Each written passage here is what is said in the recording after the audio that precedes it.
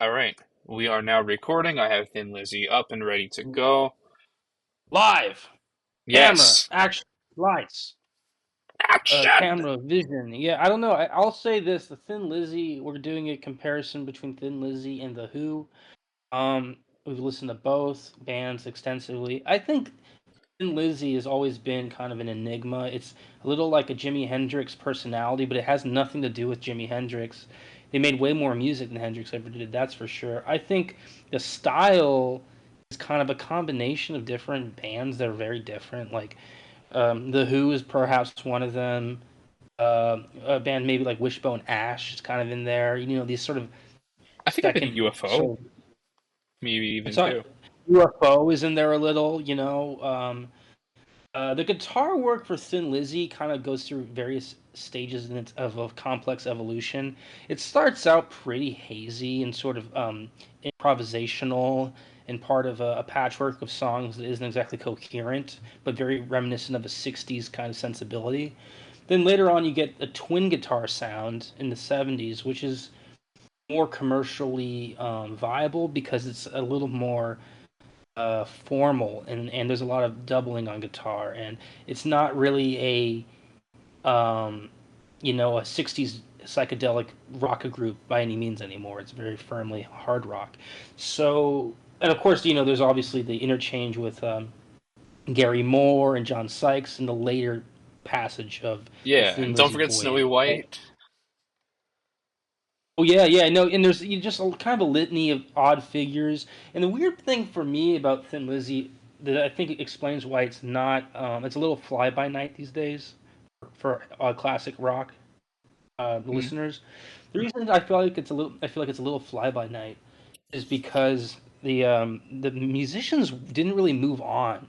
After Phil Lynott, the musicians don't really move on into anything stupendously wonderful, right? They kind of stay the Thin Lizzy guys. The Yeah, band doesn't tour anymore, so it's like, or if it does, it's in a weaker incarnation. yeah, it's like a So I sort of just feel like, reunion incarnation. They have a few. I think what's his name? I think Lawrence Archer, a musician named Lawrence Archer, is soldiering on with a version of Thin Lizzy. John Sykes may or may not be involved. I know Brian yeah, Robertson went on to Motorhead for one album. that's more impressive. Yeah, I heard that there's some Motorhead ties, but I think overall they did a weird thing by canceling in '83 and then having this solo tours and albums by Lynott.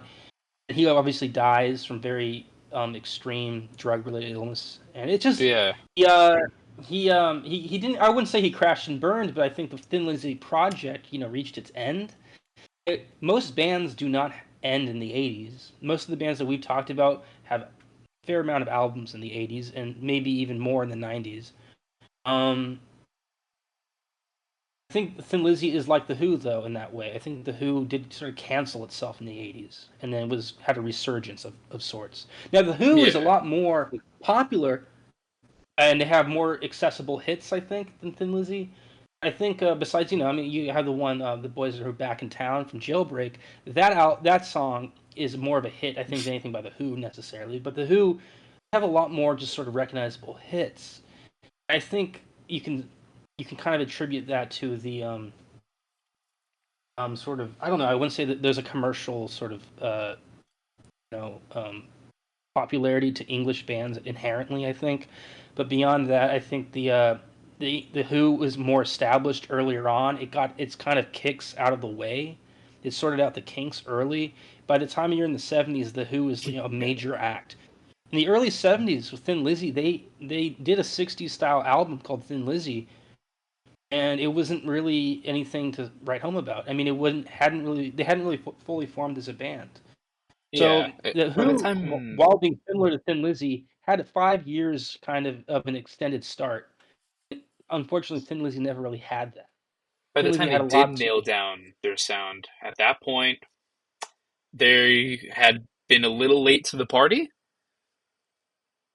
They were late to the party, and they were an unusual outfit because they were Irish in origin, which so they didn't have a lot of bedfellows. They weren't really in like the same league as any.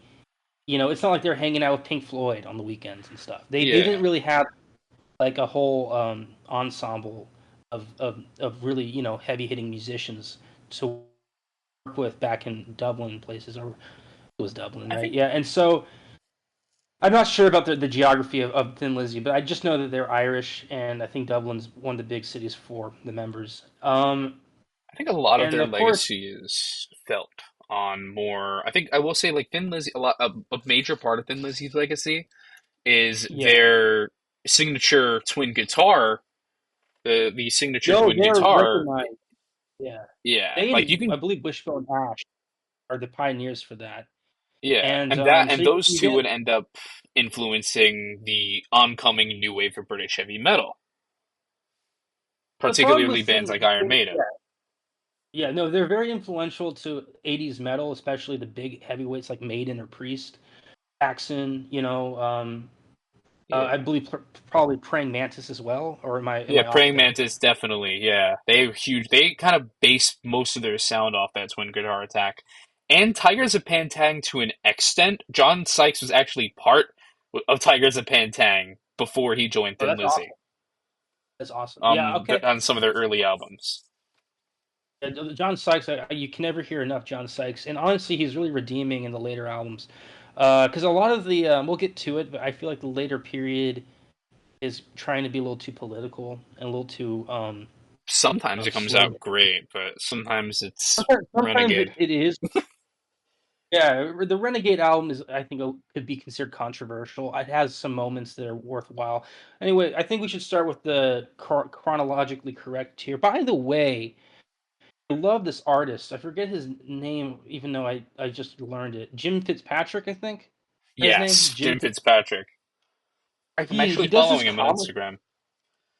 He should, because he does 5 or 6 or 7 albums by Thin Lizzy, and it's all comic book aesthetic, and it really those albums tend to be some of their stronger albums. I find for whatever reason, Yeah, the and more stylized covers are the ones I tend to really gravitate towards, I whether it's try because of not the music or to have not. that. Yeah, I mean, I try not. You and I probably try not to be biased towards the album cover, but it tends to work out in a lot of bands. The album cover is a good sign. Yeah, like I Um, like a good example. Like I really like. I mean, like I really like the cover for Judas Priest's Nostradamus, but if you but trying to get into that album as like and based on its music is like it's like trying to drive your fist through a wall. Like like it's gonna hurt. yeah, I mean, I think it's very clear that there's probably 3 or 4 periods in Thin Lizzy's, possibly even 5 phases or periods in their voyage through the '70s, and mostly a '70s band. In the first period, we're going to get into where they have Thin Lizzy album, then they have uh, what's the what they Shades of a Blue Shades of a Blue Orphanage, right? Orphanage, That I think is their first period for sure. You could and argue then that maybe Vagabonds. I think is there too. Vagabond Vagabonds might be in that a transitional album that kind of reflect. I think it reflects Yeah, their later nightlife and all that more, but it does have personnel differences that reflect the earlier period. I think it does have more ambition to their sound by the time they get to Vagabonds, and their structure of the album with this track listing and all that is superior. Let's just jump into Thin Lizzy 1 though, yeah. just to go be effective here. I think Thin Lizzy 1 is a really intelligent album. I don't think it's musically super complex, but the improvisational soloing of the guitar work kind of is a nice sort of play thing for the poetic lyricism of Phil Lynott. And it does ramble, but it is kind of a moody rambling. It reminds me somewhat of like a Moody Blues even, or a Procol Harum gesture. Again, it's a very Yeah, blue sound. It's very hazy and kind of disoriented. It reminds me somewhat of Hendrix. It reminds me I think somewhat, electric, not electric. It reminds me a little bit of Electric Ladyland at times. yeah. I think a lot of that could be sort of chalked up to the to Eric Bell on guitar for this album and the next two. I think he has a lot more of like a bluesy sound to him, and as a result, a lot of the um, I feel like Eric a Bell. lot of the bluesy influences on this album and eventually the other two can kind of be chalked up to Eric Bell, or at least and even his lasting influence we found on albums like Nightlife, even though he's not on that one. Yeah, there's something sort of solemn and somber about this album, and I think Eric Bell probably provides that dimension or coloring. Now, the Friendly Ranger at Clontarf Castle is pretty fun. Yeah, It's sort of, all these songs are curious. Ray Gun, Clifton Grange Hotel, Saga of the Aging Orphan, Remembering, Ire, Look What the Wind Blew In. I think these songs they are disheveled. They aren't songs that really have a lot of catch, but they do make you poeticize yourself about sort of living in Ireland. I think he talks about beans, the comfort of eating beans, and it's just like a weird sort of very humble origin album. It doesn't have a lot yeah, of very humble, but not very heavy. not very heavy, but very humble, and it's not pretend. An album written kind of by a lost poet. Phil Lynott, they talk about how in the hard rock world he was African. He was black, Irish, African Irish, I guess they say, right? So he wasn't really a guy that fit in visually, and so his lyrics tend to reflect a mood of isolation, and that could be discomforting for people who jumping into hard rock. But I think it makes the music more poetic in a Yeah, lot of ways. And so this album is first among them for poetry. I just don't know if I like the music all the time. I think it is a little too meandering with the guitar work, I do and the really have to sound be is in the not mood. honed in. Yeah, you really have to be in the mood, and it's lyrical, but not in a concise way. It's it's Yeah. with it, it's a fair bit dilapidated. So where do you rank it? So this one's kind of, I think, weirdly enough, this might be the hardest one on this entire list for me to rank because I feel like on one hand, like I do like a lot of what they're doing on this album, but on the and like in terms of like lyrical content, not bad. Honestly, it's a pretty good debut compared to other bands that we've covered, like their debuts. Like there's you can already see like Lynott at least coming into his own and Eric Bell, but on the other hand, the songs just don't really grab me outside of Clontarf Castle and Raygun. Like none of them Yeah, really they're grab not me. gripping. No, Yeah, they're not gripping at all. I think I I'm gonna think go with but a high C personally, I but see C plus. Okay, yeah, like a C I'll, plus I'll with write you in for that. still recommend, but just not as easy to get into as some of the later albums. Yeah, Well, after I can't disagree with everything you said. I just think that the album is a little bit more listenable than you do. no, I think Um, it's still it's listenable. It's just a little, it's a little pointless, right? And I think it's a that's why little I gave it hazy. a low grade. I would give it maybe like a B minus. A B minus? Yeah, we could sort of flip I and flop. give I it. could do that. I could definitely do that. Okay. And Like I don't that think would he's about to mean fail the class. I just don't think he's really gifted at it. what? Like that's I'm talking about like grades. We're doing grades here. Like I don't think he's like almost failing, but I just think he's not really gifted. It's a B minus. Yeah, it's good. It's a good start. Okay, what about okay, the weird story about the next album, Blue or Shades of a Blue Orphanage is it has no real inherent meaning because it's a combination of the two pre-existing formations of Thin Lizzy, the two pre-existing bands. One I think was called Shades of something, and the other one was called Blue Orphanage.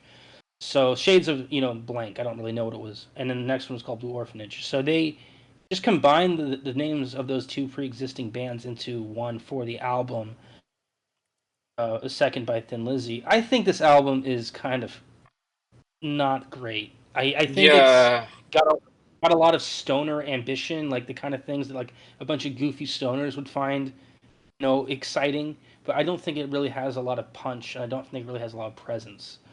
Or it doesn't have a lot of consistency and solid representation for the band. And the tracks, from what I remember, are not anything to write home about.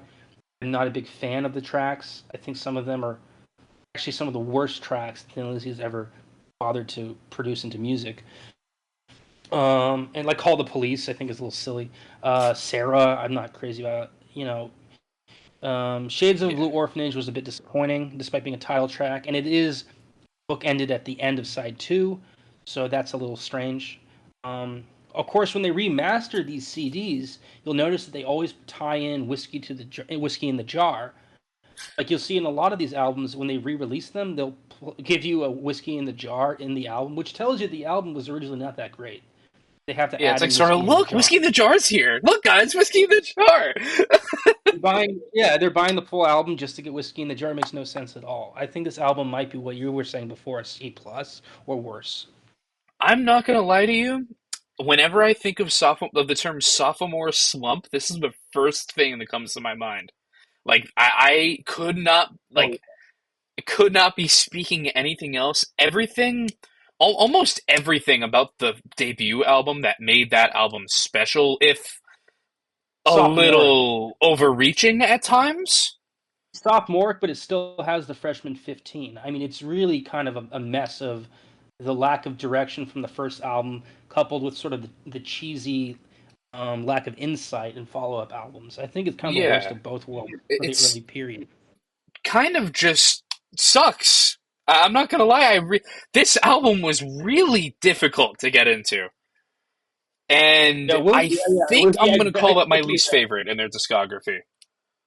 it might be mine as well. Yeah, I'm I gonna give can't it a imagine D. one worse at the moment. It might be my yeah, it might be the worst album. A D. A If you D. want, I could. I could if you want, I could go for an F. Yeah, let's I make don't an know. F. I'm gonna make an F tier now. Sure. Yeah, I'm gonna. So yeah, I'm putting this in a. Actually, instead of naming it F, I'm gonna call it Shades of Blue Orphanage because I don't think there's anything else in Right. this entire Probably not. It was probably the worst one by far. discography that's that bad. I mean, there's maybe like one other album here, and we're not gonna get to that for a bit, but there's maybe one other album here that I'm not crazy about, and that I Oh, won't bring up yet. we'll find out what it is soon. I will say that the albums do vary a lot, and not all of them are great. Yeah, Um, and up next is a one that I do think is a lot better. It might not be amazing. Like it looks kind of like it could be their best album by the cover. It's not their yeah. probably This not their is my best favorite album. cover, I think. It's my favorite cover too. My favorite cover too, and I think it's their it shows you how much work they can put into an album. It really kind of proves concept of Thin Lizzy. It's the first album to do so. So and we're talking, of course, of Vagabonds of the Western World, Yeah, designed by Vagabonds of uh, the Western World. which has a weird name. It sounds a lot like a science fiction story meets an Indian, wizard or something. It doesn't make a lot of sense, but it's fun. Eric Bell is on it, so you Yep, have for the his last time. the last contribution he ever made to the band, really, in a studio capacity, I believe. Um, the rocker is on here. That one's kind of good. Slow blues is good. Vagabond of the Western World is pretty good. Yeah, Mama gonna Nature creep up said on I you. like, I don't dislike. Gonna creep up on you is funny. That one's a funny song. Yeah, I think this is a very charming album. It's not. It doesn't have staying power in the same way later albums do. It doesn't have um, a remarkable presentation for each song. It's not catchy as much as it is tasteful. They're still in a formative period, I think. Yeah, So it's not. I wouldn't say it's 100% there, but it is tighter. I'll admit, it's definitely it's a a lot tighter album. tighter than the last two albums. It's a lot tighter. It's a little funnier. It's a little more cheeky than the first album was, and Yeah, it has everything the second album didn't really do right. It kind of fixes those mistakes, but it it feels still like the doesn't have real it sequel to the first one. doesn't have enough glitz. I think for me to be an S album. I don't think it's glitzy enough. I don't think it's snap. It doesn't snap, crackle, or pop for me. It just kind of Y- lingers in a sort of above average realm, and just It's sort of nice. it kind it flies above the surface a little, but it doesn't soar. Yeah, Uh, So what would you say? It's a nice album for sure, very pleasant. Yeah, And it's actually, that's one of the pleasant. things I really do like. One of the things I really do like about Western Vagabonds of the Western World is that it is extremely pleasant album compared to later albums, which are kind of darker and grittier and grimmer and Yeah, once more we get to like despairing, Bad Reputation, I feel like is when they start. Oh, for falling with off. And one exception, during the Bad Reputation up period, with one exception, those albums are definitely a lot darker than these next few. a lot darker. They seem so alcoholic to me. Yeah, I think this band has kind of a connotation with alcoholism and kind of a connotation with barfly culture somewhat. I mean, you go to a bar, typically you're going to hear a Thin Lizzy song if there's a jukebox. yeah, It's just sort of that's what I mean by it's like it's a combination of random bands. Like it has that UFO darkness. It also has the Wishbone Ash sort of ambitiousness, and then the playfulness of the Who. It also has like a foreigner sort of like staying power where you only hear it at dive bars for some reason. You know, it's got a weird mix of all these different bands, and none of those bands are really that much alike. yeah. Maybe But maybe it just Foreigner's has not the that best. that aura. It has that aura of like Foreigner, but then you listen to it, it's more like UFO or the Who or Wishbone Ash. Yeah. Where'd you put this, Uh, Vagabonds? I Vagabonds. would give it a I'd give it a B plus. Yeah, I think I'm in Or I agreement. mean, This Vagabond's gonna have to settle down there.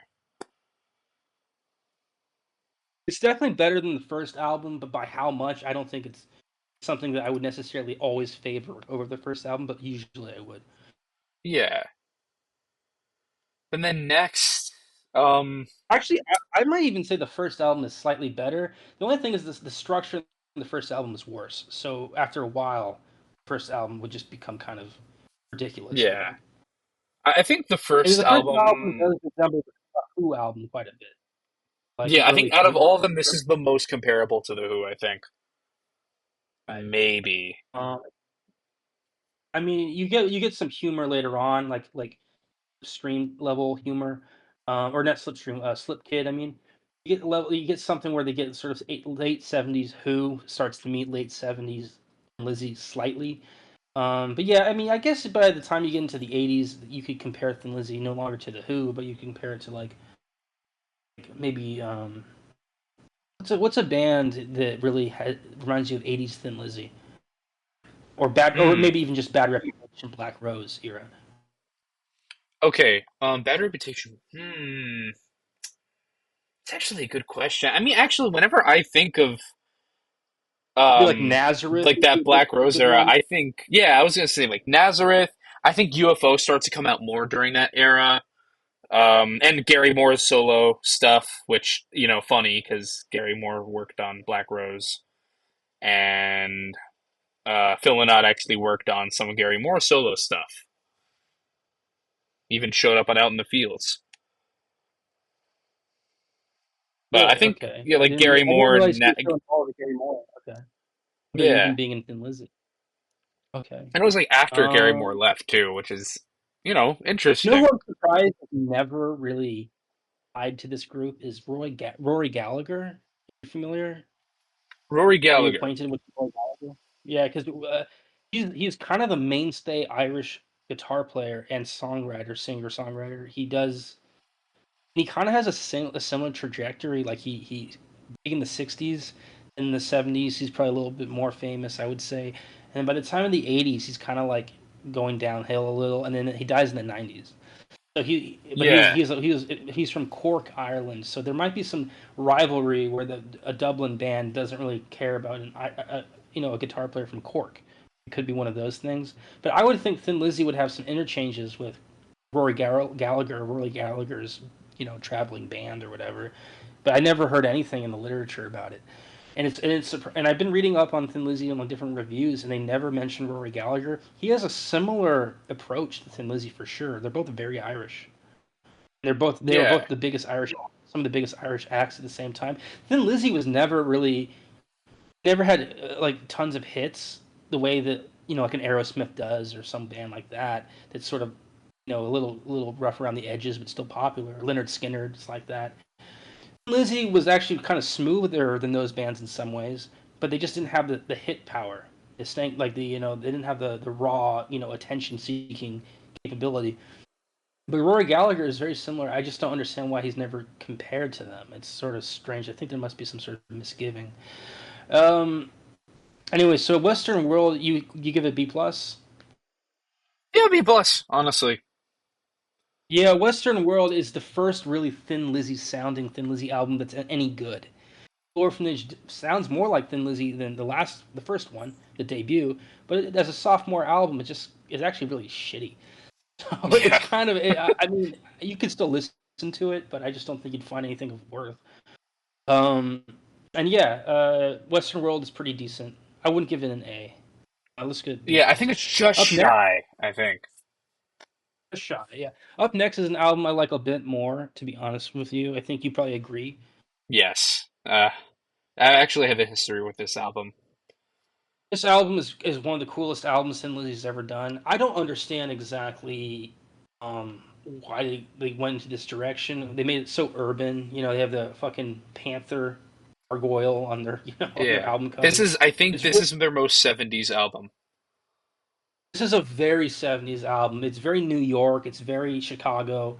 It feels kind of like Gangland, sort of. I don't know what to say. Like, Listen, but it feels kind of listening to the end of the horizon, the eye of the storm in sort of a gangland context, war. yeah, Something about it feels it's like like they're kind of really bluesy. they're really kind of mirthful and you know they're mirthful, but they're kind of in a context that's sort of tight, not as a culturally speaking, not the band, but songs they're writing like Philomena Banshee, is still in love with you. It's only money she knows. Those songs to Yeah. me are songs where they are very situated and almost comfortable with who they are as musicians. And this is Yeah. really like a high point for them in a few ways. Um, they don't have a ton of popularity with this album, but this album kind of represents a comfort that the band sort of exudes at this time. Yeah. I think something fascinating about this album is that despite, a few of the songs kind of showing what they would do in the future, like a few more rough and tumble songs like Shalala, It's Only Money, um like for the most part, this might be their softest album in sound. And Yeah, yet it's not but overbearing at all. and yet I think that does wonders for what this album is doing. I feel like for I what give this it an album A. sort of When I listen to this, I give it an A. I don't know I why. honestly, I'm gonna give this a high A. I am holding myself back a little bit because, in truth, like like in terms of if I'm playing to like my personal feelings and like my history with this album, I could give it an S right away. But I don't think it's quite as indicative of Thin Lizzy's sound as later albums are. So I don't know. I think I'm Oh gonna yeah, put it in like a high A. I think it actually sounds sometimes like a maybe a different band. But this Yeah, the occasionally, like Frankie the Carroll. reality though is that they are so different from other bands. There is no other band to compare them to. They make an album that's weird. It still sounds only like Thin Lizzy. Yeah, So I will they give can't special really mention they can't to really depart from their Showdown. style. They can't depart from their style. So Nightlife is an album which is their best version, I think, of a departure from what would end up being their ultimate running sound. And it's Yeah, kind of an experimental album, but it shows you that they can do a little bit of a variation on themselves and still pull it off. I'm gonna give special mention to Showdown for I just for some reason really love that song. It's also an And Dear album where Heart, the better the closing qualities. track. I What? will say that Nightlife. I think they lean too much into Nightlife later on with like bad reputation. I think they're trying to clown them. They clown themselves a little, trying to lean into that same energy, and it doesn't work quite as well. I think at this Yeah, point, it's showing you that they have this sort of a depth to them that's shady, and not like Shades of a Blue Orphanage bullshit shady, but it's like there's some sort of energy to them that's a little unusual, And this album does help define their sound later on, but it also provides you kind of a context for what their limits are. Yeah, and Not their limits a in a little bad way. I tidbit, mean, what their outer limits are. a Yeah. little tidbit. I shared with to the song "Dear Heart," the closer of the album. I actually shared a I actually shared my first dance during my first relationship. Really? Um, to Dear Heart. Um, yeah. What are That's the odds? what that sounds. Is that is? Did you find it was catchy? I mean, did you like that it was played during the It's dance? just, I mean, no, it was like just me and her were like hanging out and just, just Okay. spending time with each other. And yeah, it was just nice. It was It kind really of just nice. it was pleasant enough. Okay, yeah, it fit the Yeah. context Obviously, very we're well. not in contact anymore, but it was just Okay, nice. It was nice. an adequate song, yeah, I look for the back moment. fondly on it.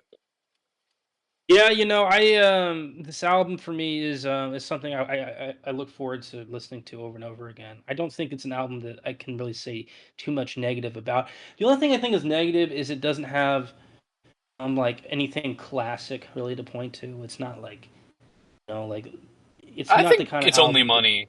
It's only money. I feel like is kind of like it ended up kind of being like a like if it's weird because like a lot of artists that were inspired by Thin Lizzy, like guitarist John Norum on his solo albums of Europe, he Yeah. covered basically one Thin Lizzy song an album. Like it's only money he would cover. There's Wild One on the next album that we'll get to. Um, like I think this is where like Thin Lizzy, I feel like starts to show, hey, I think I know why these guys were influential. You know, like the influence is more obvious Yeah, with this album. with this album, you can see why other bands would have taken them seriously and let them tour with them because they had a hard time getting actual recognition, but it was the help from other bands that they really got them on the map. And Nightlife is an album where you realize how cool they are and how tolerable I think they would be to hang out with. Um, Yeah, minus the rampant in drug that use. considering how reliant they are on their touring schedules and stuff. I mean, it's not like they were gonna go off of record sales. They had to have the tours. They were a touring act, I think, Yeah, in the best possible way, and not really a salesman sort of pitch act. They kind of had a lot of issues that don't really know that they had, like the heroin and cocaine that they were into that you'd think would maybe be something they were a little too like I mean they don't come across as drug addled really. They're not a not band that yet. has tons of stories really, but you can see between the lines, and that's because of the lyricism again that the band's known for. Um, Yeah, so Nightlife for me, a very cool album. I want to get this on vinyl pretty soon. I actually I'll have it give on it. vinyl. I'm sure you do. Yeah, I I don't have got it anything for Lizzy on vinyl right $13 now. new.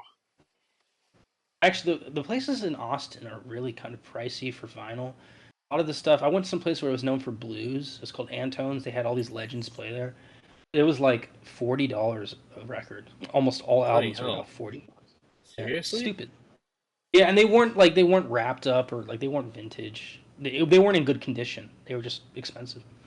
And it's funny now that I'm back in New York, I have the opposite problem. Not the problem. Okay, not a problem. I have the opposite thing. I walked into a record store and managed to snatch up Secret Treaties by Blue Oyster Cult for under $20, which was Yeah, you'll impossible see in some. Florida. You'll see. No, I feel like BOC $20 is reasonable for an album like Secret Treaties or Spectres or whatever.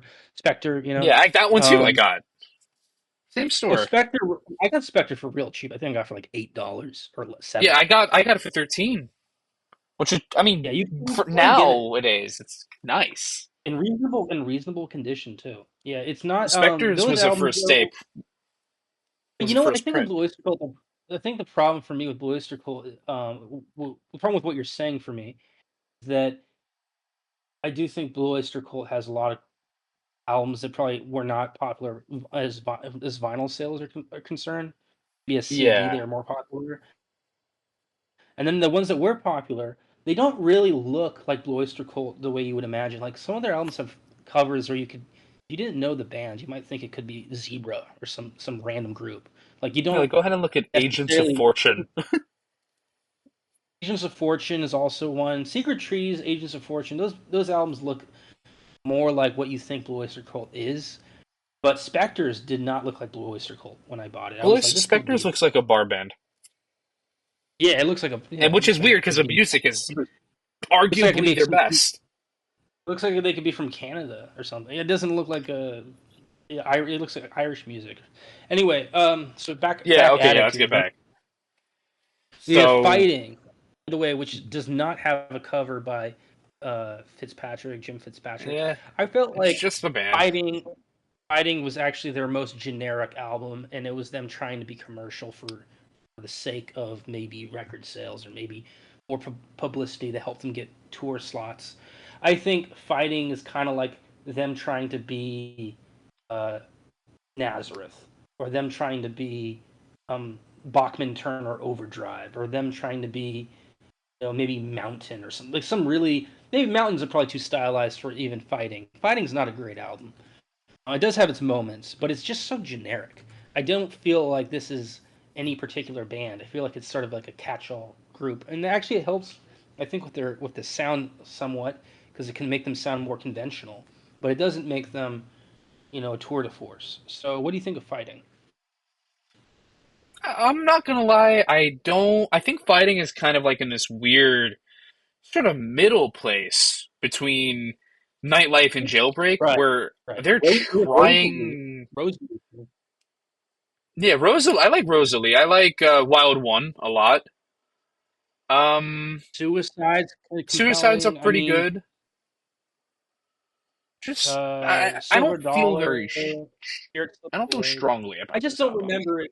I don't think this album has a lot of personality, but I do think it has, you know, um, sort of like a half-cocked effort at being like a veteran, rock album. It just doesn't. It doesn't have personality, and in the fact that Rosalie is a Bob Seger cover does not shine brightly for the band at all. This might be like a squarely C level album for me. Yeah, this is This might be, good. it feels half-assed. It does not feel like the album that Thin Lizzy should be making. Which is funny because following this album in 76, they do make the album that they should be making. 75, they haven't really hit their stride yet. It shows you that Nightlife was kind of beginner's luck way, and Fighting was sort of them not really knowing what their stride had to be. Um, Yeah, one cool fact about Fighting is that it is their first album to chart in the UK, but it only reached number 60, showing you that they just were never really that popular, I think. They were popular as a touring group. You'd see them in conjunction with other bands, but they were not a group that really could sell on their own. Um, yeah. I mean, let me at check. least they're starting. I feel like to sort of transition. I feel like I think that's really the significance of this They're album. on But the upswing. They're on the upswing, and you can tell with the renewed vitality. I think this album does have better vitality than the previous album that we like, Nightlife. It's yeah, not charming vitality. It's sort of a staid, like it could be. It feels like Foghat. You know, one of the. It doesn't feel like the music that your parents would recommend to you. It feels like the music that was the. It just does. I'll explain like the album itself. Look at the fucking cover, man. I mean, they're standing there like yeah. they're Kiss. It's like when they're called fighting. Like, what is this like? Like what's that band that's really cheesy and it's in video games and movies left and right? Yeah, who did Eye of the Tiger? Survivor. Like they're doing like Survivor. they're trying to be a Survivor. It's like they couldn't have less style than on this album cover, and also the album itself is pretty styleless. And both of their album covers are fucking dumb. Yeah, I will say that the only thing I like about it is it does remind me of the Warriors, the movie. But it's like Yeah, Walter Hill's The Warriors, right? But it's like this was years before that movie, right? So it's kind of just sort of generic '70s pablum. It I would sure put is it. a '70s hard rock album. I would rather listen to Pat Travers than this, and I don't think Pat Travers is really that appealing. So yeah, it's just it's mediocre. I still think it's like a Uh, maybe like a lower B. you don't want to give it a C plus? I give it a C plus. Mm, yeah, whatever. Let's give it a C plus. I mean, I I I mean, I I I still know. would. This album's pretty all right. It just doesn't grab me. Yeah, it definitely passes the course. It's not like a D or an F, but it's just like you can tell they're kind of phoning it in. Like, Yeah, what are they doing? They're grabbing like nunchucks and switchblades and like tire irons and bike chains, and they're they're standing there with like fighting. leather jackets as if we would ever be as scared of these guys. Like, look, come on, man. Like, who comes up with this shit? And they have nothing else but that photo. And then the alternative album cover is another photo just like it, where they act like posers. I just think it's. I mean, this isn't the Allman Brothers band. They're not in Georgia hanging out at the honky tonk. I mean, this is like supposed to be a respectable rock band. So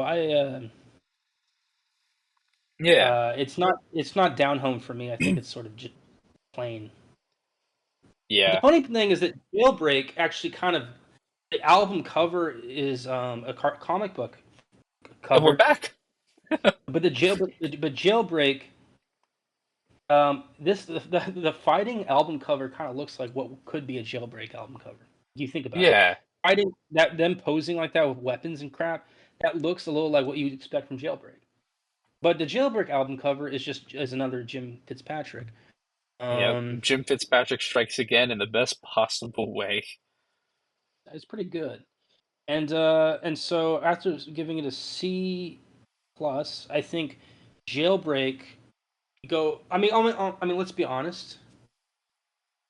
Um, Jailbreak is not like is kind of is an album that kind of transcends everything that came before regarding Thin Lizzy. They Yeah, were this not is up to this slot, and then all of a sudden this album drops, and they're literally like an overnight superpower. Now I don't know if it this really is affected by far their most popular album to date. even to date. People still listen to the music from this album, let alone all the great material. Just Cowboy Song, Jailbreak, and The Boys Are Back in Town. Those are on like every jukebox in the country. Like Yeah. Romeo, Lonely Girl, Emerald, Fight Angel or from the Fall, Angel from the Angel from the Coast too. Coast. Yes, yeah. These are really strong songs, and they showcase how talented Phil Lynott could be, and how organized he could be as well, which is something that you kind of wonder about a lot with this band. Um, Yeah. I mean, to be fair, he doesn't seem like the most organized guy, but he does have an incredible output, right? Yeah, like for the work that he put out, like man, talk Especially about Cowboy quality. Song, that solo at the end of Cowboy Song, where it's kind of like not even that like amazing, but it's still 76. So what are you really expecting? Like it's not like Yeah. Stairway to Oh, Heaven or Hotel California level, but it's like, fuck, dude, he's getting into it. He's getting into these. The guitar work is getting so good when you that get to reminds me. I think we should have brought this up earlier. The on in between Vagabonds of the Western World and Nightlife, when okay. Eric after Eric Bell was gone, he was briefly replaced by Gary Moore, and then eventually two guitarists, Scott Gorham and Brian Robertson. They played on the last two albums and are still playing on this album, Jailbreak. They play on most of them, right? Until what? I think, Until yeah, and then Johnny the the Fox. Renegade. Johnny the Oh, when Fox, to the what? next album. Oh, really? They stopped with From Giant Fox Nightlife to John, because of yeah. the In hepatitis. between, He couldn't tour. That was right. He can't tour. Lynott couldn't tour, and he had hepatitis, and so they got rid of Robertson and Gorham, yeah, which is Brian Robertson had stupid. a bar fight. Brian Robertson and Scott Gorham, their interplaying guitar work is so distinctive, and it is so scintillating that even though they're technically not super virtuosic, they're not really that speedy. They're not really that. Yeah. dexterous, and they're not really that intertwined with the fingers, the mechanics of the fingers. They're still playing a style of music that is 100% innovative, and they come across as kind of legendary in their own right at this point. Like I don't know how popular they were in their own time. You just listen to that guitar work, and you're like, why are these guys not more household names or something? Like they really seem like Yeah. legends. Their But of chemistry, course, I feel like, is what like yeah. really.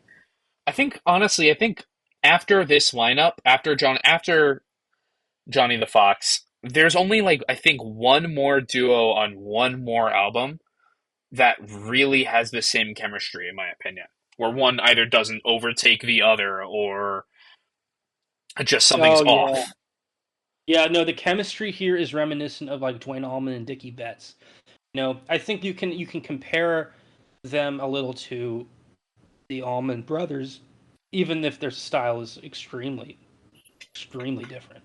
Yeah, The cooperation between the two lead guitar players is excellent, and this is all well before the heyday of Priest or Maiden. I mean, this is really a defining album if there is one. yeah, Um, I mean, I say defining. This is a remarkable, genre-defining, genre-bending album, if there is one. But the problem I have is that I don't think Johnny the Fox is quite as good. It's 76. It's same year, right? And it's got a lot of great material. It's oh an yeah, where are we amazing putting album. By the Jailbreak? way, I think Jailbreak is S. I think Jailbreak is Yeah, S. yeah, yeah. I will say it is not my favorite out of their discography. It is probably like second. I think It's not my third absolute favorite. if we count my personal bias for Nightlife.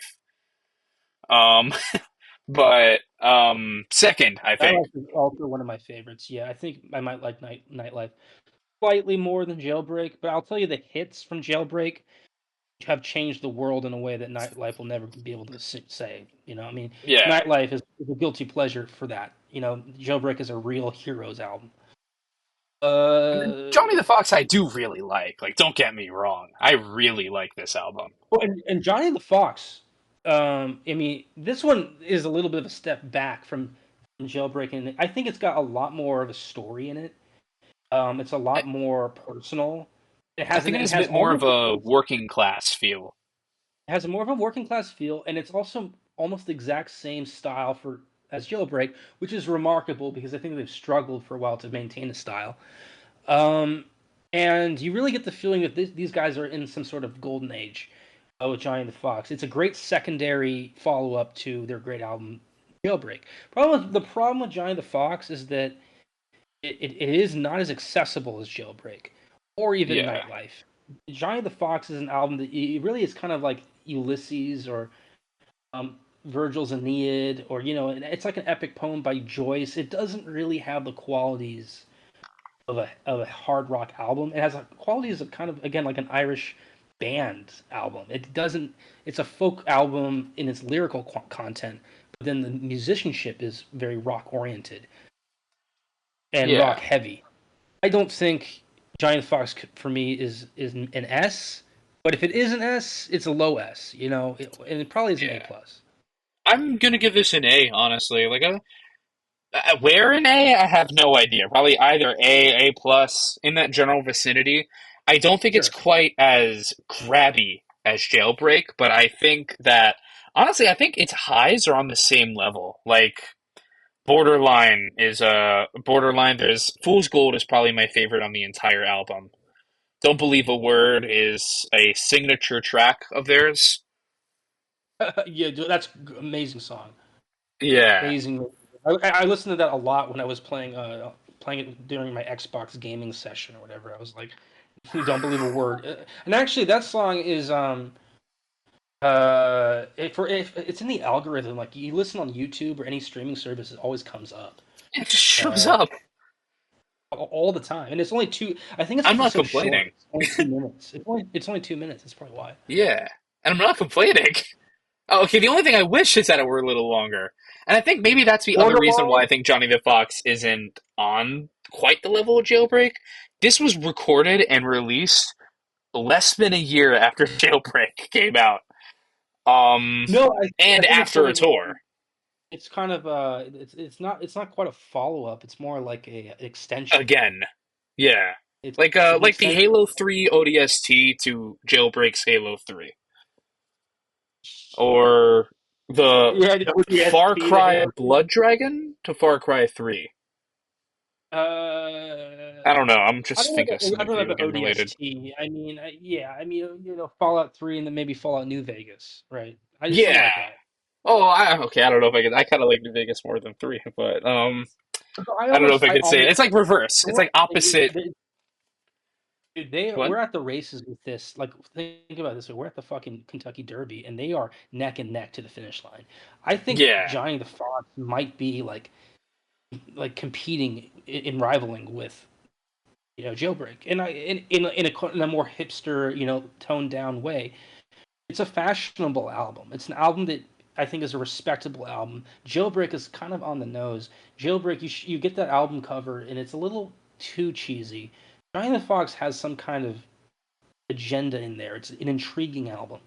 But that said, I Yeah. think it's kind of the same substance that Jailbreak does. I think it has the same level of dedication and substance. So for me, Borderline, Fool's Gold, Don't Believe a Word, that's already great. Then you have Johnny the Fox meets Jimmy the Weed, Old Flame, Sweet Marie. Like it's just I think it has to be a low S for me. Although Eh, I It's don't kind of know if I stacked. Come to think of it's it, you know what? Actually, I think I'm gonna agree with you. I'm gonna move it back up to S. Maybe yeah, for not a ahead of while Jailbreak though, though.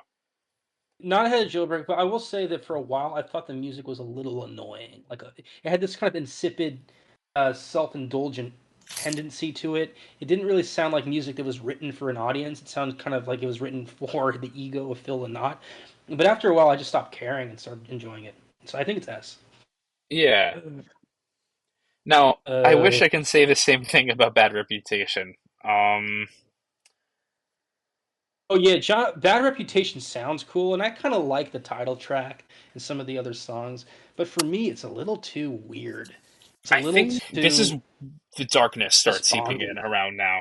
You get the addiction stories, but they're not really stories. They're kind of seeping in slowly, without revealing themselves. You get this sort of attitude that like, hey man, just do you. Bad reputation. Turn yourself around. Like, why are they? This to me when I first got into Bad Reputation, I thought it was an early album by them. I Yeah, could not believe it was like a mid-career fucking album, or almost like a that would even follow Johnny the Fox. I wouldn't believe that. And then I looked to at be their fair, discography, and I was like, wow, they really followed up Johnny the Fox with Bad with Reputation. It just makes Bad no sense. Reputation.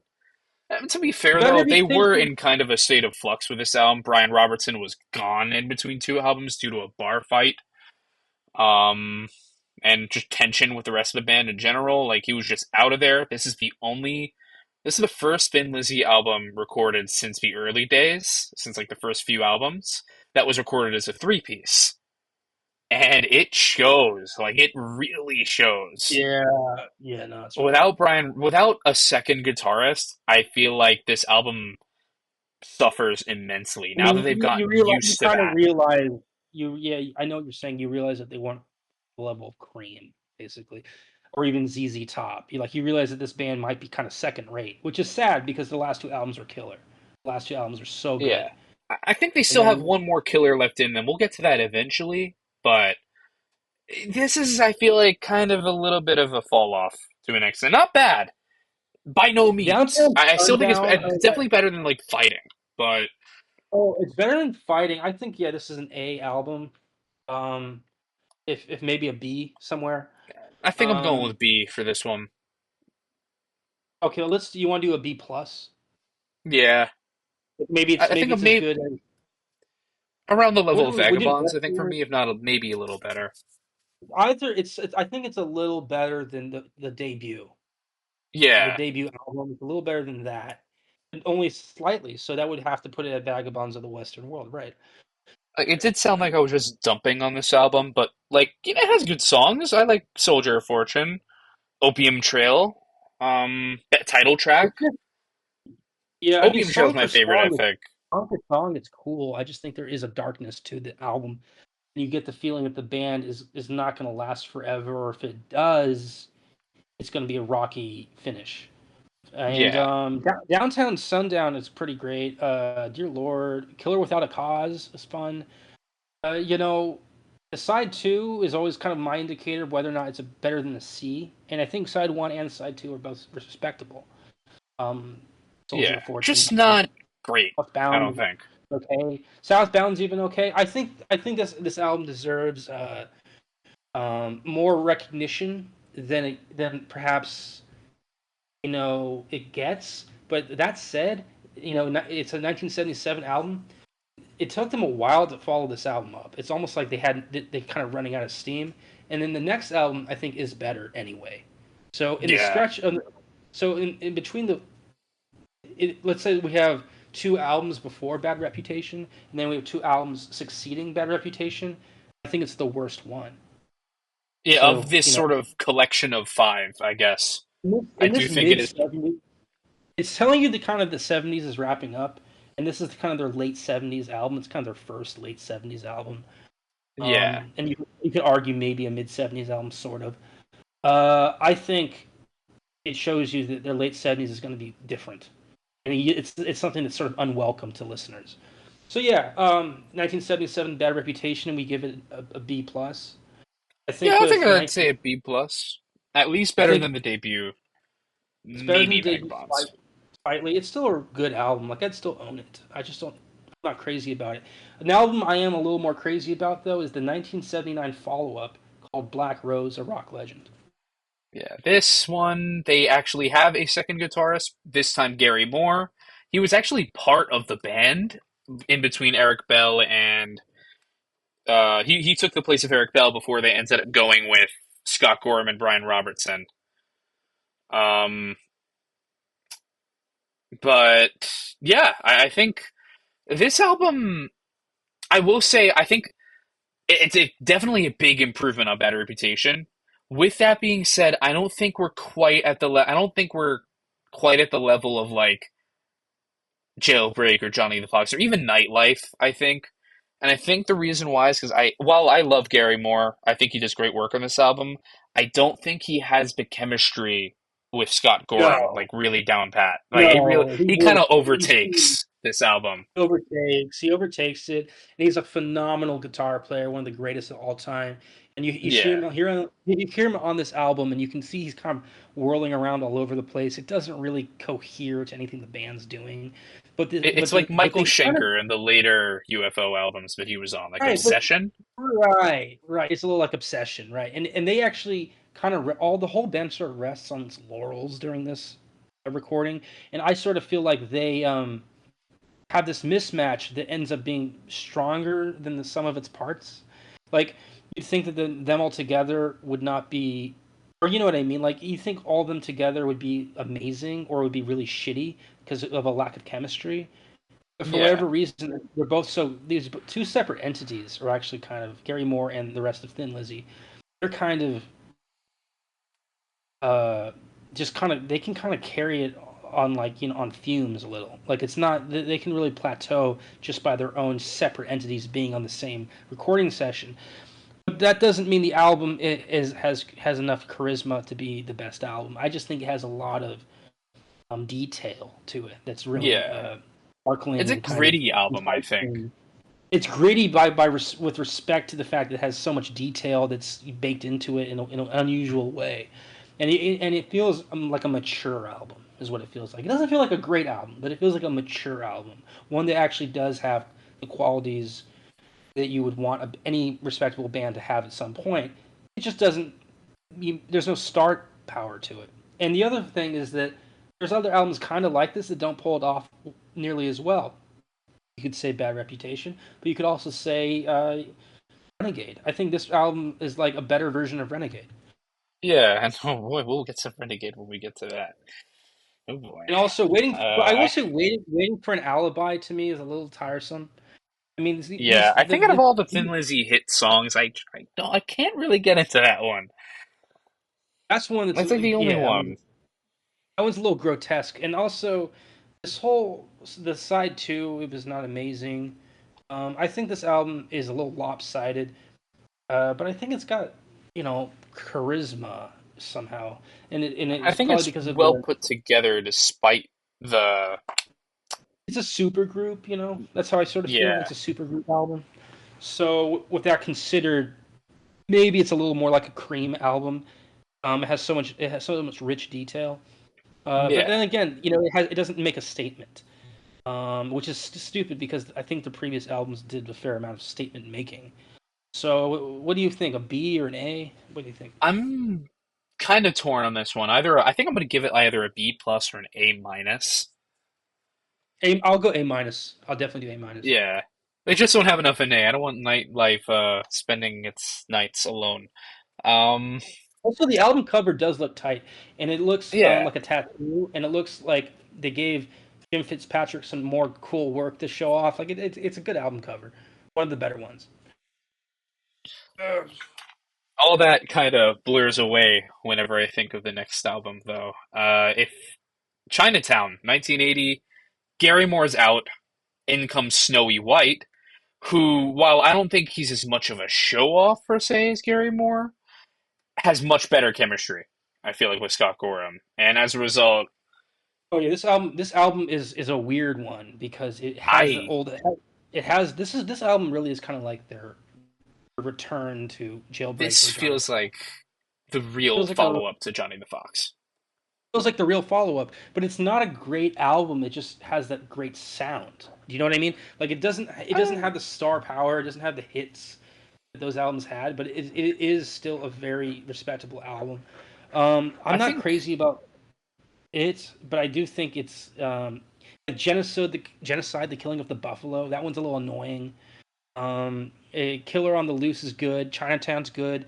Sugar Blues. We Will Be Strong, if I remember, is okay.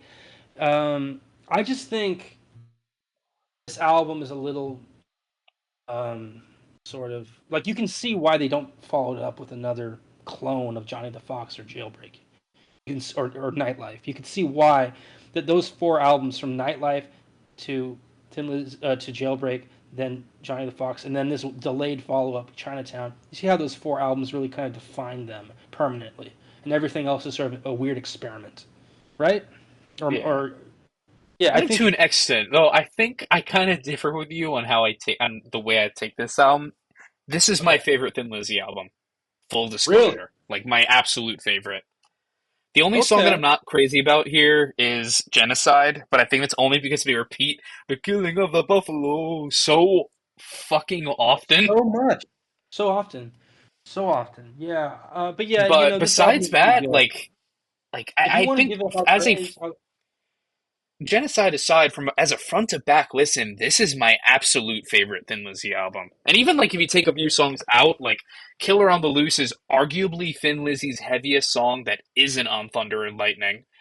And I honestly I just feel like the energy is back on this one, while at the same time it still feels like Thin Lizzy. Like it doesn't feel like I mean, Black Rose had a lot of energy to it, I feel like, but it didn't sound 100% like Thin Lizzy. I feel like this is that is Thin Lizzy to me.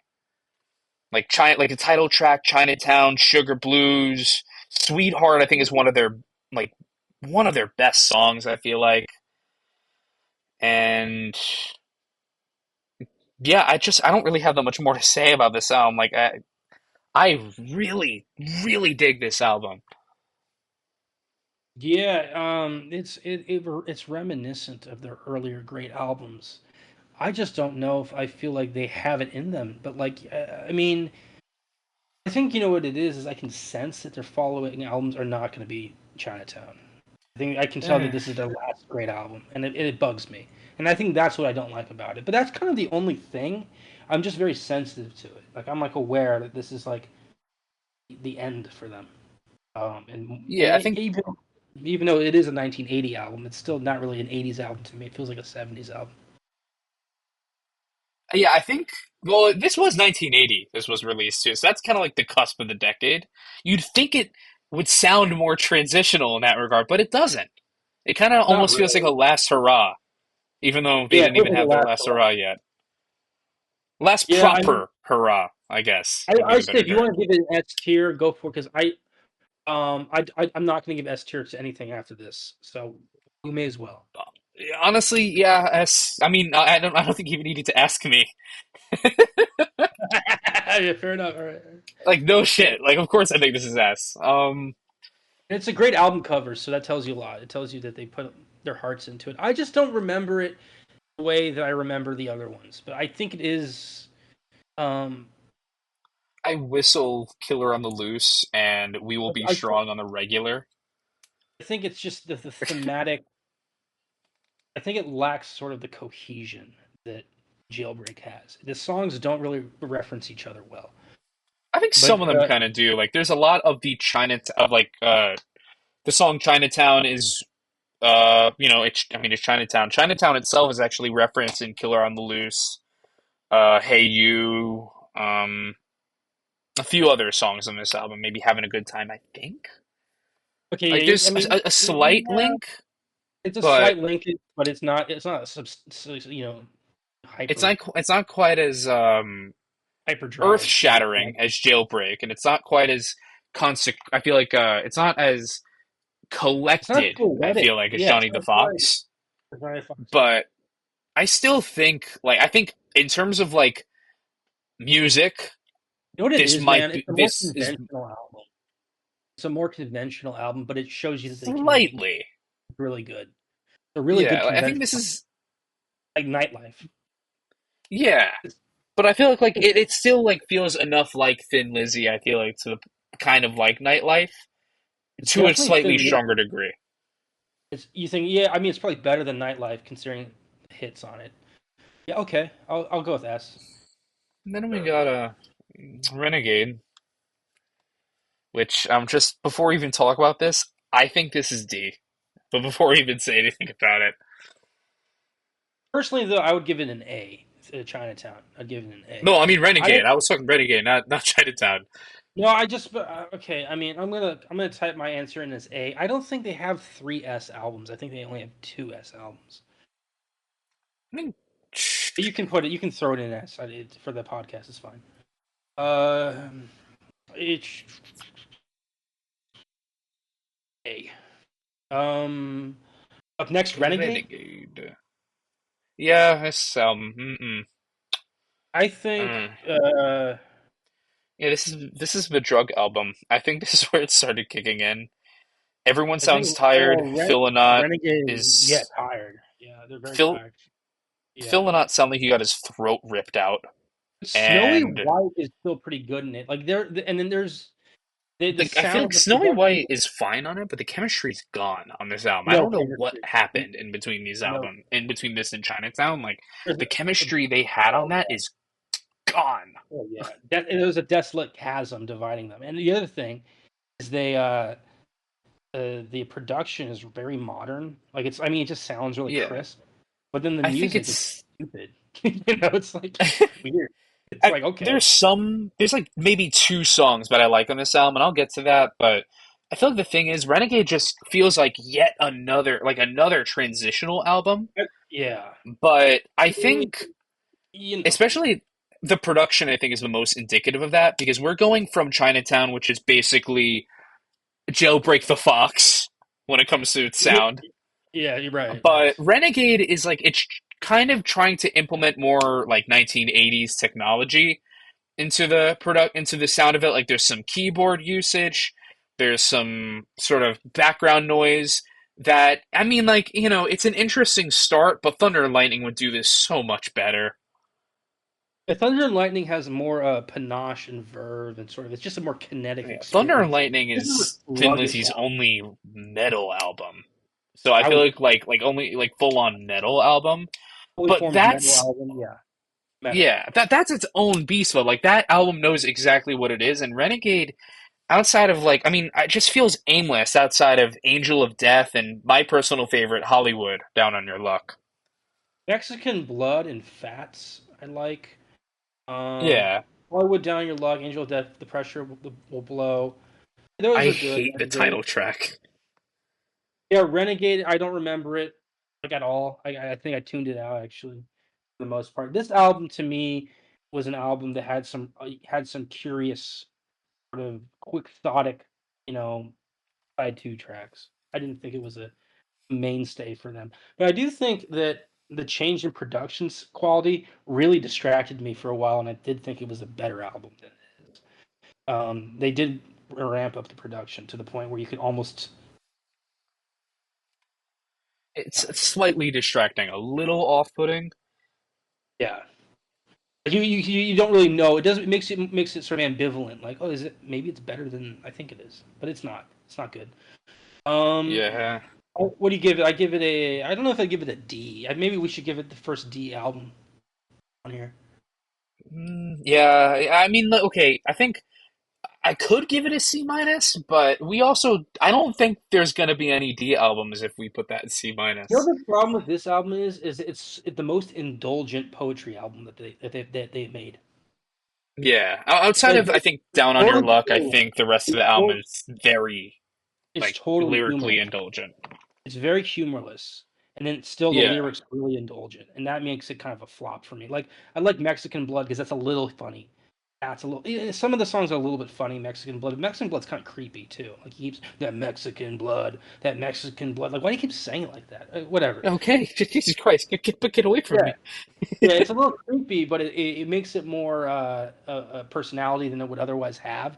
So I think that's the only thing that spares it from an F. I think it's really a D, but D still stinks. Yeah. D's, Ugh. I mean, you could give it an F if you want to. Like I gave No, it's Chinatown a definitely not F. We have Shades of Blue Orphanage there. It is not that bad. okay, It all is right. absolutely not that bad. Like Shades was rough. Shades makes something like Black Sabbath's Technical Ecstasy look Oh yeah, it looks like heavenly music. like Renegade. Looks like you go to the gates, the pearly gates, and they'd start playing it. Yeah, like, there's no other context where I'd want to listen to Technical Ecstasy. But here we are. Technical And then ecstasy we is have weird. Thunder and Lightning. Technical ecstasy is a weird, like experiment that went wrong. Yeah. Um, but it's I think it has more cohesion than some of these Thin Lizzy albums do. But I mean, we're comparing Black Yeah. Sabbath with Thin Lizzy. Sabbath has always been That's like outranked Thin Lizzy. that's not a comparison. It's not really a comparison. I feel Okay. like then there's Thunder and Lightning, 1983. Snowy White is out. John Sykes of Tigers and Pantang, underrated new wave British heavy metal band, by the way. And he comes in.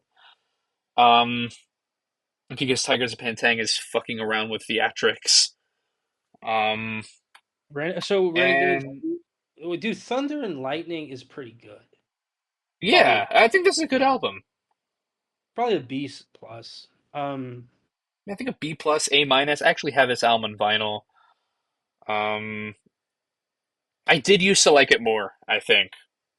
Like when I was first getting into Thin Lizzy, this was like unquestionably top three. But now I think I'm probably like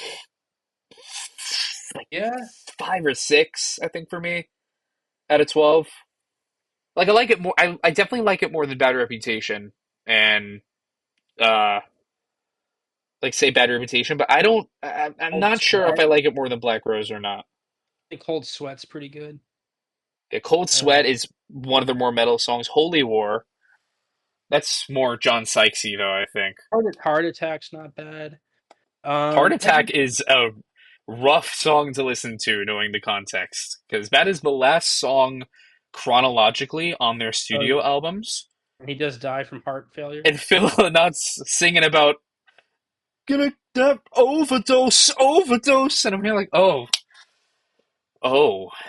okay, Yeah, man, they got a lot of darkness in this band. But I'll say this, and I'll say it once, maybe I won't, so I don't have to repeat myself. Um, they're doing really experimental stuff with lyrics. Like no other band is writing crazy shit like Heart Attack. No one. What yeah, band?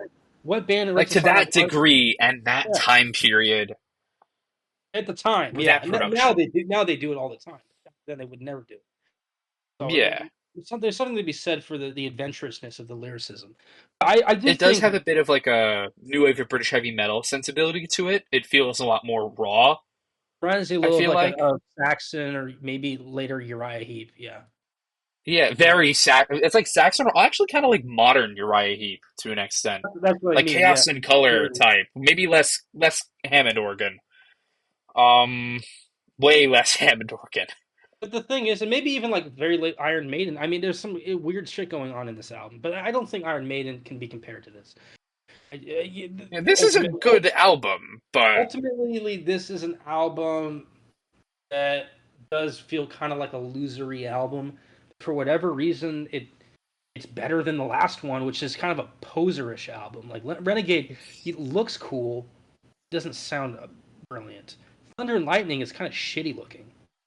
It sounds like better. Thunder and Lightning is the low budget B movie that is way Yeah, better than you expect. it deserves an Like the Academy B level Award. Yeah. slasher film that's better than you Maybe it gets a expect. And then maybe Renegade, hoping it gets a Golden Globe, but it still doesn't.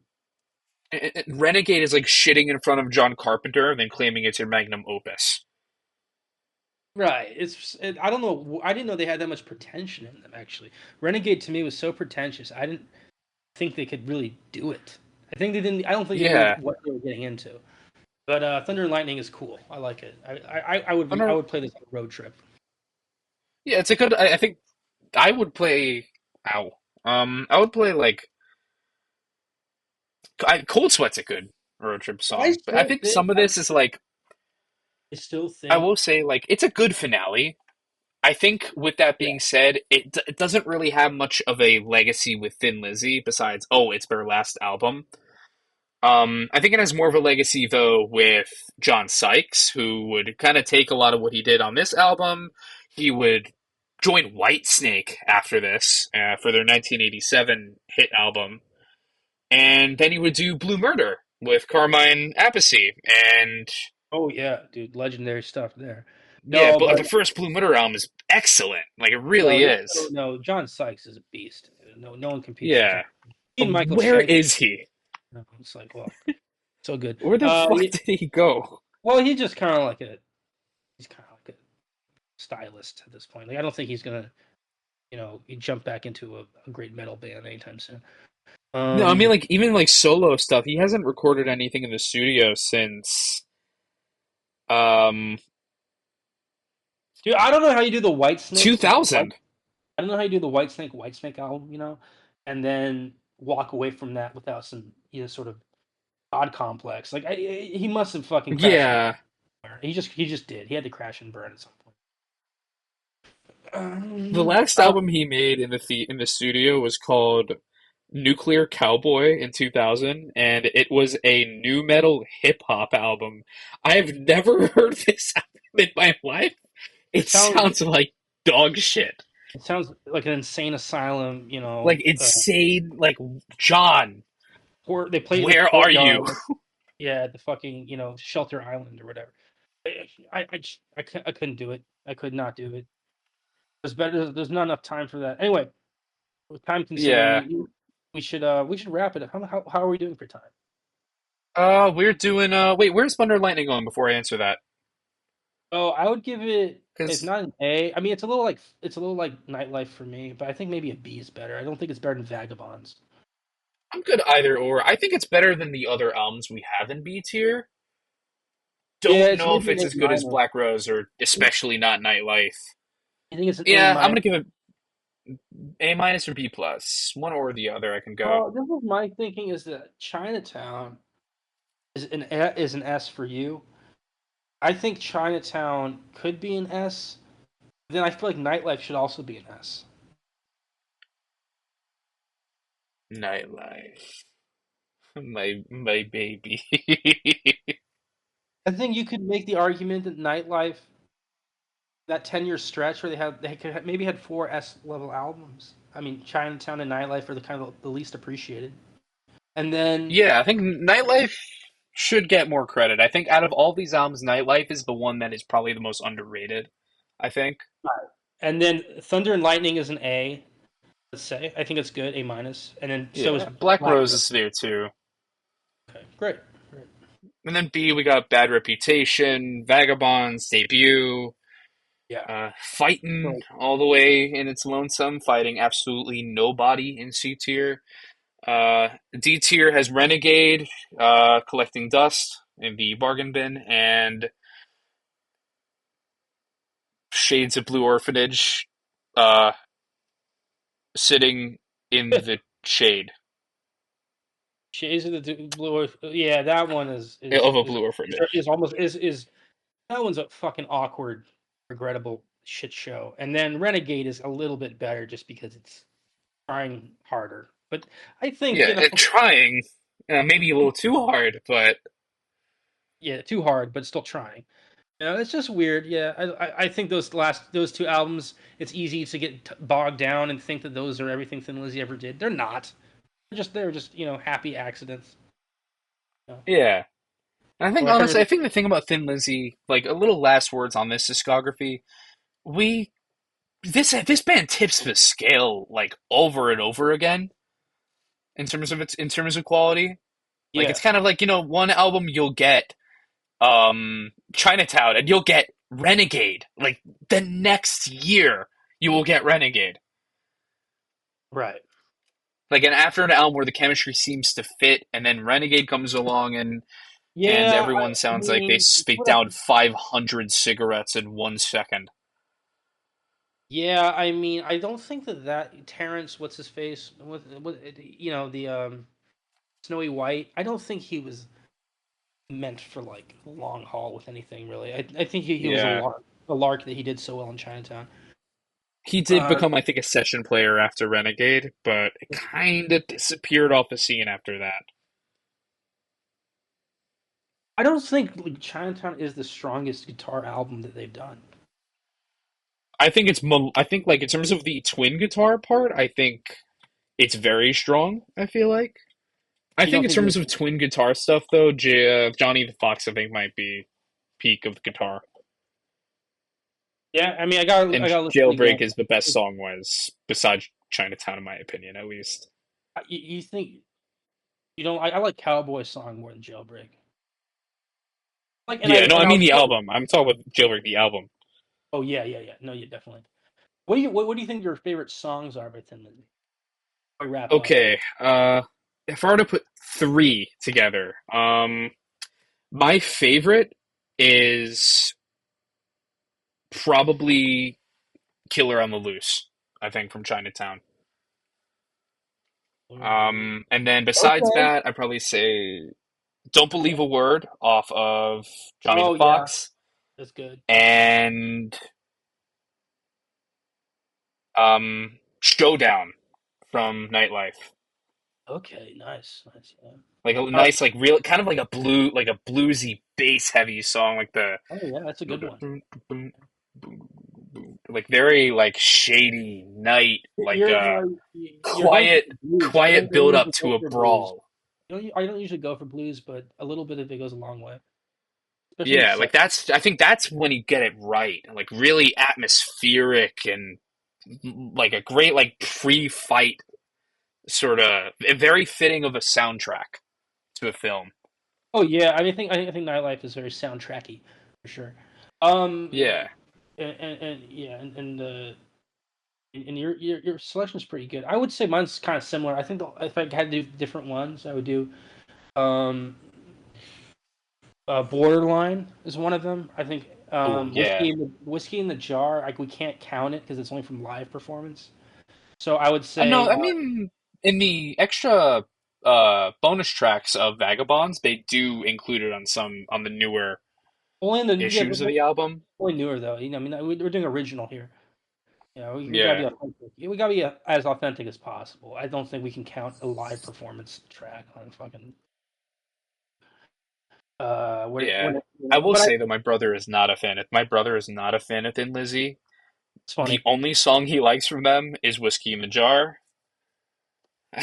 Whiskey in the Jar is kind of a song that transcends them, but the problem there is that they didn't write it. It was written by Yeah, some it's a folk song it's a traditional folk that song from was Ireland. Yeah, it's really not. covered by It that doesn't. also happened to be covered by a certain band Will not with be metal named. in the name. Will not be named. We will not name them. Yeah, we They're don't the need to name Voldemort. them. They're the It's Voldemort of very this easy. podcast. I'm not listen, I'm not going to say their name. I'm not this is not me saying I don't like them cuz I do. A Their little. first half of their discography, but I'm not interested in covering them at all because they are talked about to death. Well, yeah, that's Like it's part of it. so easy. Like not Actually, even Maiden. their stories are pretty fucking stupid. The Metallica, Yeah, like there's not really much interesting to happen like Thin if we Lizzy, cover them. the stories in Thin Lizzy are pretty interesting. Not extremely interesting to me. Like I probably like the Who more. But the band you're talking about, our Voldemort band, that band is like their stories are so nauseating. You keep hearing them over again, and they never really are that good. It's like, okay, cool, yeah, I heard about that like a million fucking times already. Chris Okay, Burton, what was his please, name? Chris Burton, or who's the guy that died? Cliff Burton. Cliff. Cliff Burton. Okay, That guy. to be I don't fair, I think know. Cliff that was Burton. a big loss to them. It was a big But loss, but I don't need to keep hearing about it. It was a really freak it's like, accident. yes, Happened in like the first year the band was formed. It doesn't have anything to do with their music. It's like not the music I listen to.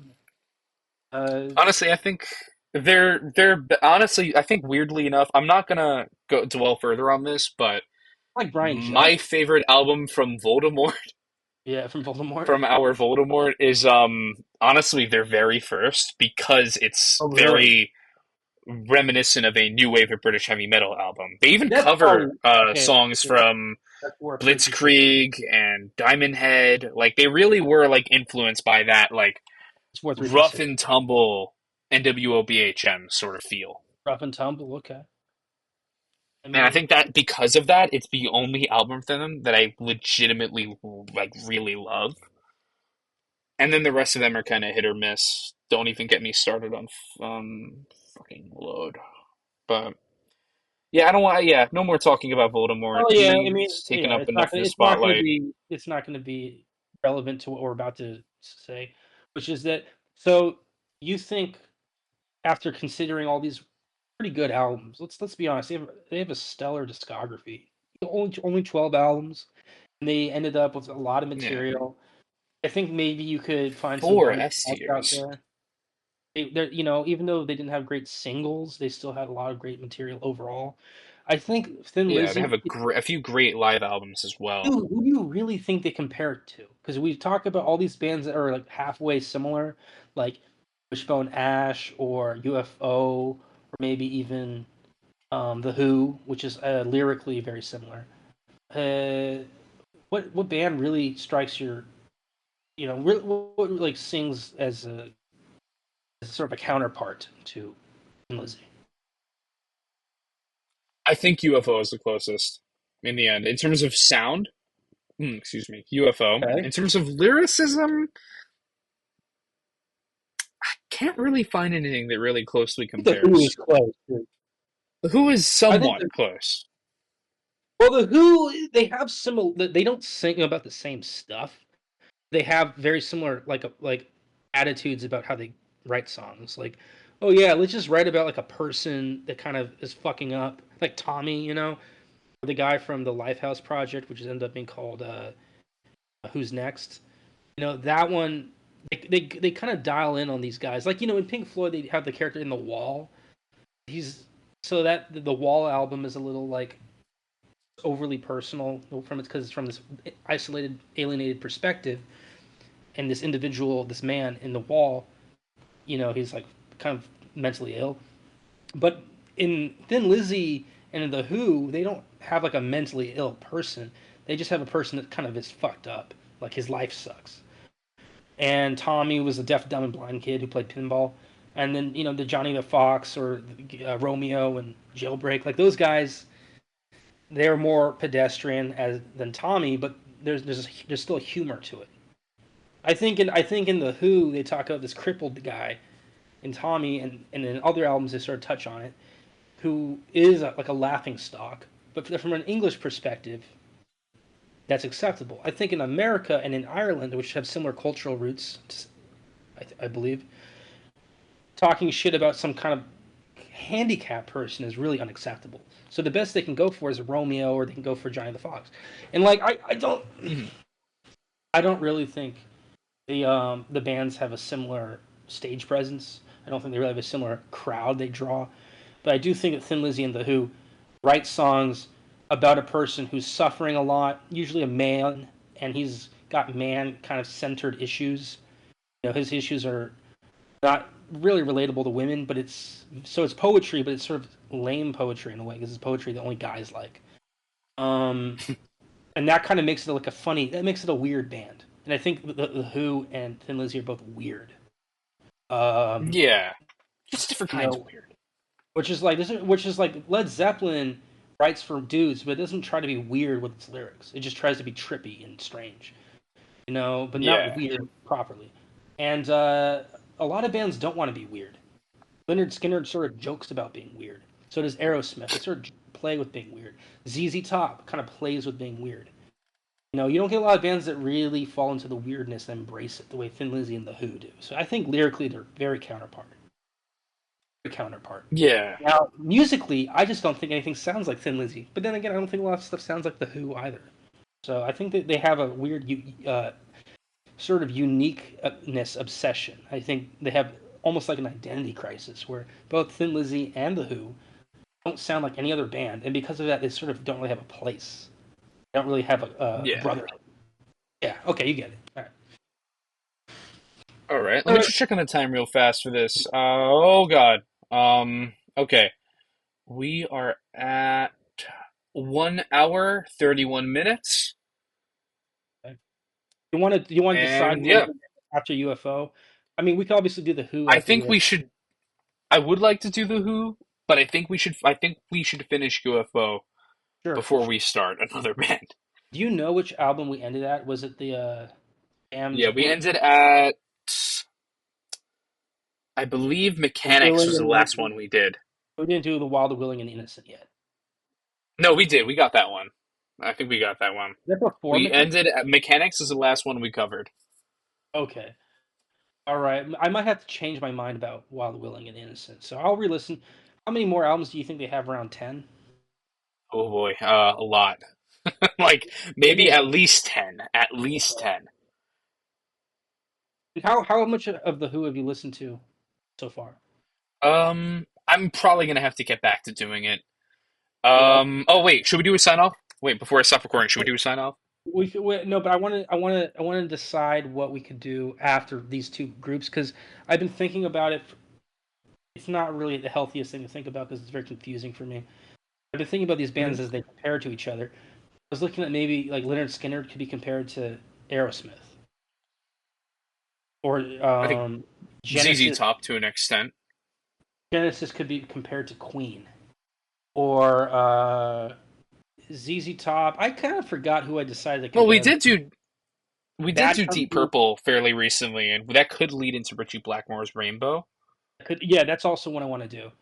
But how many albums did they have? Like five? It's not enough. They I mean, had like they had eight. They had eight, and that could lead into like a maybe if you want that could lead into a Dio thing at some point. what we could do, we could find another band that has eight, like Zeppelin, or Yeah. I Wait, think do they have eight? Yeah. I think they have eight. So we could do like a double feature and do Rainbow and Zeppelin at the same time. Yeah. You want to do that? Rainbow and Zip. Yep, that sounds good. All right, we'll do that after the Who. That's good. Cool. Yeah. All right, and then we're All doing right. UFO next. I mean, just to be fair. So yeah, Yeah, all right, UFO. We gotta finish them off. we got to punch it in the face. Anyway, guys, good night Yeah. and good luck. Thanks for tuning in. We had a lot of fun. I hope you did too. Buona serata. Take care. Wash your hands.